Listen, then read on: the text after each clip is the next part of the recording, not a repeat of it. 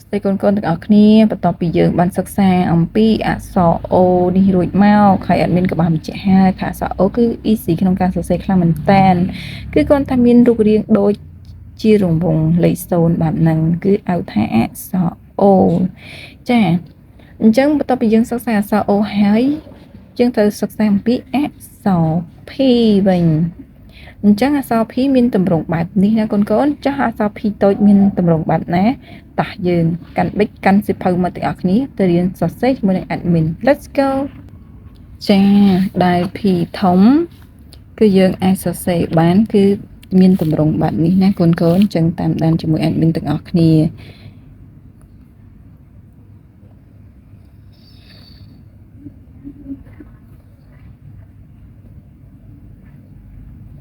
ជានេះមានទម្រង់ជាអក្សរ P ធំតែម្ដងអញ្ចឹងកូនអាចសរសេរវាឲ្យបានច្រើនបន្តិចមក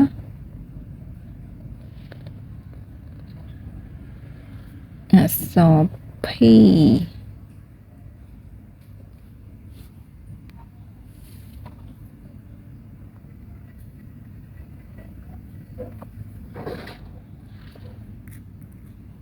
អញ្ចឹងការសរសេរអក្សរ P គឺមានតែប៉ុណ្្នេះទេចំណែកឯអក្សរ P តូចក៏មានរូបរាងមិនខុសពីអក្សរ P ធំប៉ុន្មានដែរដោយមានបងប្អូនណាដឹងអត់ថាខុសគ្នាត្រង់ណាខ្លះចាវាខុសគ្នាតែបន្តិចតែប៉ុណ្ណោះឯងត្រង់ថាអក្សរ P នេះគឺមានលក្ខណៈបែបនេះណាពេញតែម្ដងចំណែកអក្សរ P តូចគឺវាខុសគ្នាតែបន្តិចនោះទេបងប្អូនចាំមើលណាគឺបើសិនជាយើងសរសេរ P តូចគឺមានលក្ខណៈបែបហ្នឹង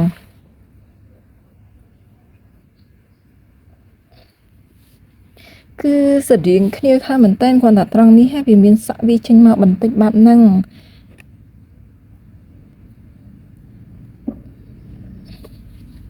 ឃើញអត់មានអីសូវខុសគ្នាប្រហែលទេ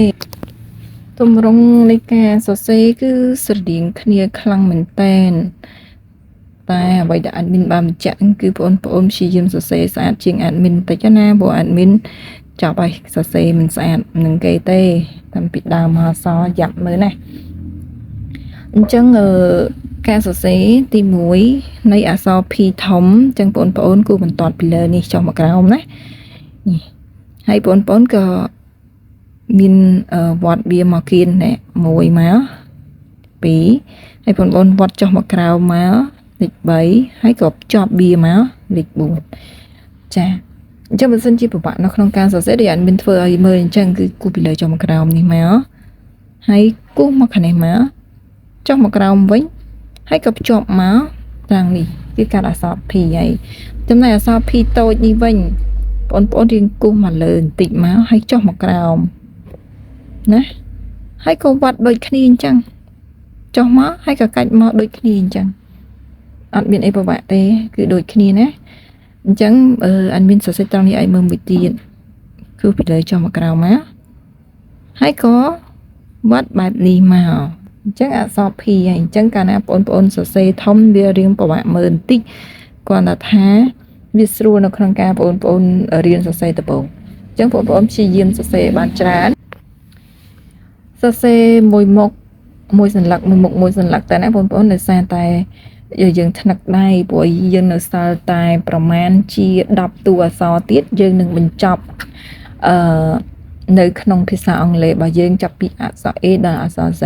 ព្រោះបច្ចុប្បន្នយើងរៀនដល់អក្សរ P ហើយណា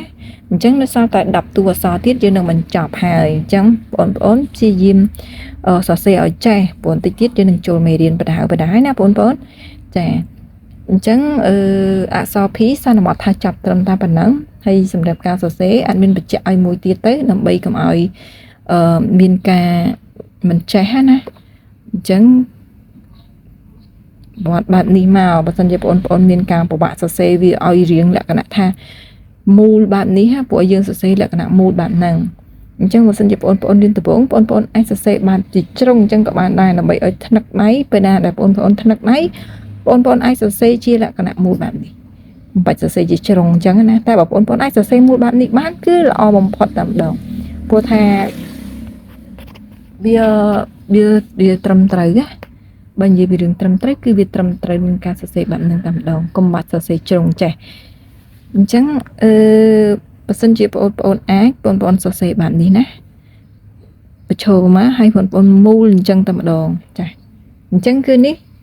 ចំជាអក្សរត្រឹមត្រូវប៉ុន្តែអានេះគឺបងប្អូនអាចជាលក្ខណៈថារៀនសរសេរដំបូងបងប្អូនអាចសរសេរបែបហ្នឹងបានដោយសារតែមិនថាតែadminមិនថាតែបងប្អូនទេដំបូងគឺពិបាកនៅក្នុងការសរសេរខ្លាំងមែនតើអញ្ចឹងធ្វើម៉េចឲ្យតែបានជាលក្ខណៈចេញមកបែបនេះក៏គិតថាវាអាចត្រឹមត្រូវបាន 50% ដែរគ្រាន់ថាវាអត់ត្រឹមត្រូវ 100% នោះទេតែបើសិនជាបងប្អូនចង់ឲ្យត្រឹមត្រូវ 100% គឺបងប្អូនអាចសរសេរដូច admin អត់ធ្វើអញ្ចឹងគឺត្រង់នេះគឺរៀងរង្វង់បែបហ្នឹងតែម្ដងចា៎ចំណែកឲ្យ P តូចវិញគឺមានលក្ខណៈបែបនេះហើយមូលដូចគ្នាអញ្ចឹងចា៎គឺគ្រាន់តែថាវាចាប់ផ្ដើមមកគឺវាសល់តែនេះបន្តិចនេះសល់ត្រង់នេះបន្តិចចាហើយគោះមករៀងជារង្វង់បែបនេះគឺយល់ល្អបងប្អូនសរសេរបែបនេះវិញកុំព្យាយាមសរសេរបែបនេះណាដោយសារបែបនេះគឺ admin បញ្ជាក់នឹងគ្រាន់តែ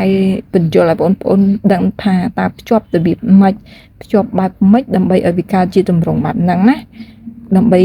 បងប្អូនខ្លះដែលទៅរៀនសរសេរវាពិបាកនៅក្នុងការសរសេរតែសាច់ដែលត្រឹមត្រូវនឹងគឺបែបនេះទេគឺយើងតែព្យាយាមសរសេរ